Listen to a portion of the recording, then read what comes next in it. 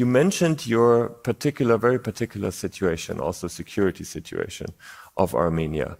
Now, Anders Fogh Rasmussen has earlier labeled this your neighbor situation an axis of autocracies. So it's a very difficult geopolitical and geographical situation. How do you deal with the question of security in that environment? To be honest, I wouldn't like to comment on the internal situation of our neighboring countries. But from the other side, as I said, democracy isn't something brought by circumstances to Armenia.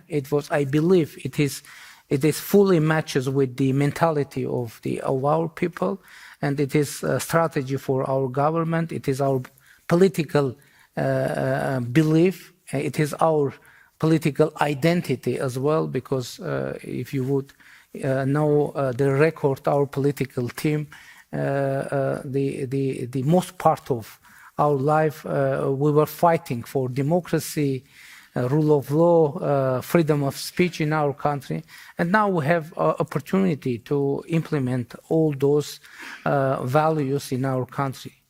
But of course, the security situation was complicated, and now even more complicated, not only due to our regional situation, but for global situation as well, because obviously the global order is collapsing now, and it was my assessment, and I guess I shared that assessment publicly as well, that the war that happened in our region, it was kind of prelude of further developments.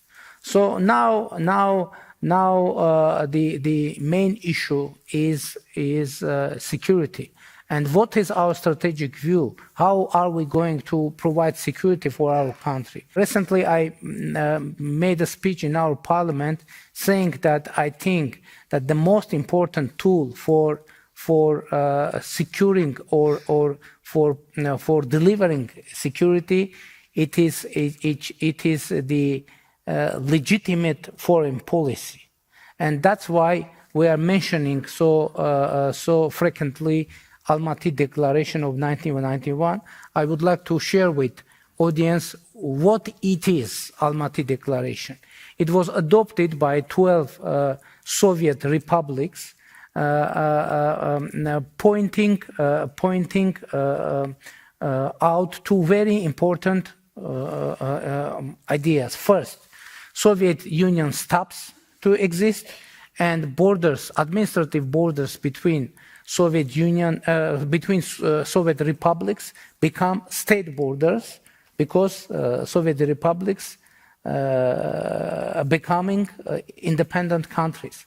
So now I think it is very important to know. And in the 6th October in Prague, we had quadrilateral meeting with participation of French president, president of European Council, Azerbaijani president, and myself. And there were two very important agreements reached.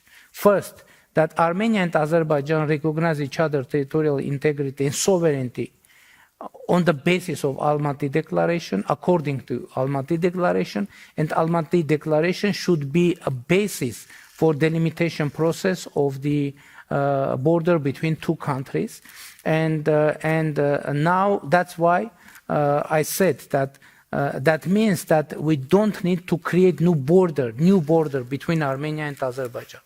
We need just reproduce the existing border on the ground. So that process is going on, and we hope that we will be persistent on that.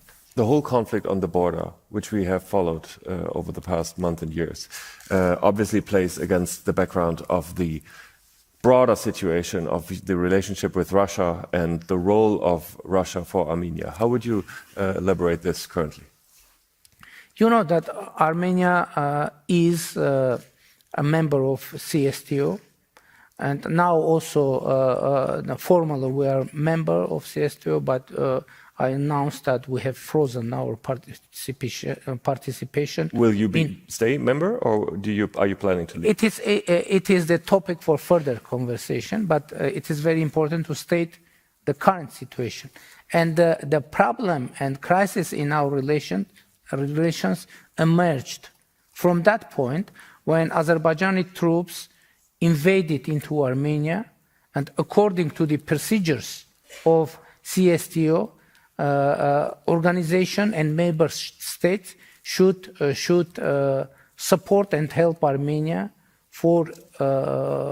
in this situation.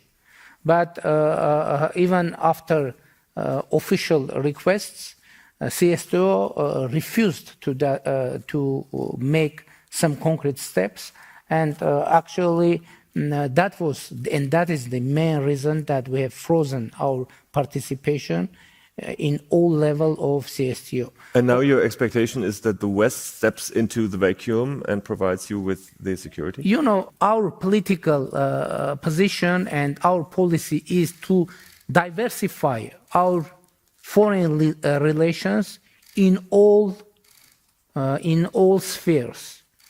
Now we are creating some cooperation in security field with India, with France, with other countries, and now we hope to, and now we have some kind of cooperation with the European Union, because, as I said, we are happy with deployment in the European civilian monitoring mission in our border with Azerbaijan. Of course, it is civilian mission, but from the other side, it is a kind of a new factor in security of our region, and it is first time when European Union somehow is involved in the security agenda of Republic of Armenia. And it comes with a clear expectation to be member of the EU. Now we are looking forward. We are waiting for the decision of European Union to include Armenia into European Peace Facility. And we hope to start to have visa liberalization negotiations start. And last year I announced in European Parliament that Armenia is ready to be as close to European Union as European Union would consider possible. And that is our position, and it's still there. We come to one question from the audience, which also is connected directly to the opportunities that you might have to get closer to Europe, which is, can you elaborate on the initiatives Armenia is taking on to fight corruption? As I said, we have huge progress on fighting corruption, but unfortunately, we can't say that we have managed to eliminate corruption from Armenia. But what to do? To continue, to be persistent, to be persistent in the democratic reform agenda, and that's why the cooperation with the European Union is of utmost importance for us, because European Union now is our main partner in democratic reform agenda. But we hope that the European Union and United States as well, they will increase the level of supporting us in democratic reform agenda, because, as I said, democracy is a strategy for us, and we need, and we have, by the way, started strategic dialogue with United States in 2019, and now we see the enhancement of our cooperation with the European Union.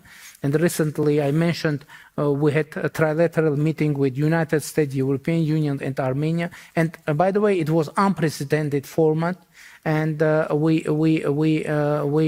adopted a huge agenda for institutional reforms, for economic reforms, and it is very important that we hope to have more and more support and tangible support from European Union and United States for addressing humanitarian needs of the refugees from Nagorno-Karabakh, which is also very important, because It is a very sensitive and emotional issue for Armenians, obviously, and a humanitarian issue. My last question of this panel will be is the last question of my former panel also. If you could name a year when Armenia would be, in your ideas, a member of the EU, what year would that be? What? What year, if you could make a wish, Armenia could be member of the EU? What year? Yes. This. Okay. Thank you, Mr. Prime Minister. Thank you. Thank you. That's Thank you. Thank you. Thank you very much. Thank you.